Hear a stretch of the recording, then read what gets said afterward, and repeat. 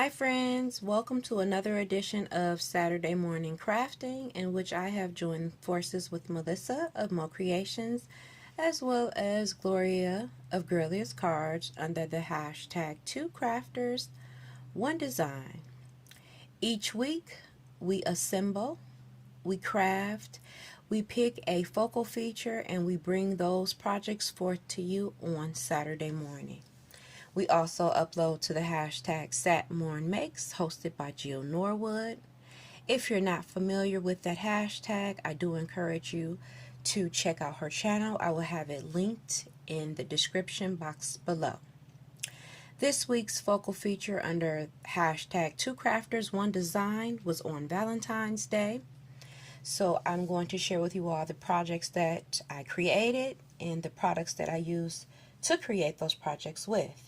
Now you guys know I made a commitment to myself to use my cutting machine, so I will also be sharing with you all a project in which I utilize that as well. So let's go ahead and see what I use. So I used this sequence mix that I created.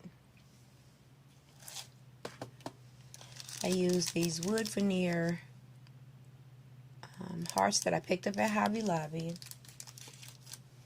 I used this stamp I found on my floor. It must have fell out of a stamp set. It looks like a Fiskar stamp set. I used this paper by Authentique. It's called Crush. And yeah, I may have not actually used that because the paper that I thought I used, well, no, I did use it. I used this pattern here. And this one. Oh, and this one. Okay, so I did use it. And I also pulled out and utilized this Revolution die. I used this sprig, the word love, and this heart. I used this die set by MFT. It's called Crafty Hands. This die set by MFT, it's called Tools of the Trade. Yeah, Tools of the Trade. This die set by Hero Art, it's called it's called Envelope Die. This die set here, it's called Window on Love Confetti Fancy die. And last but not least, this one by Spellbinders, it's called the Scallop Facade Frame. So, yeah. A lot of products today, but I had been cleaning up some things and I wanted to use some things that I hadn't used before, so hence I pulled those things out. Okay, so here are my projects. I'm going to zoom you in so we can take a closer look. Okay, so for the Memory Decks card, this isn't a fix because I'm not sure if I want that in there just yet, but here we have it.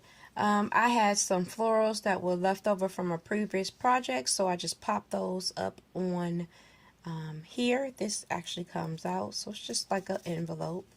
This is like a little love note that I just stuck inside of it. This is the notebook die by MFT. It cuts that stitching on the side and gives a rendition of a piece of notebook paper.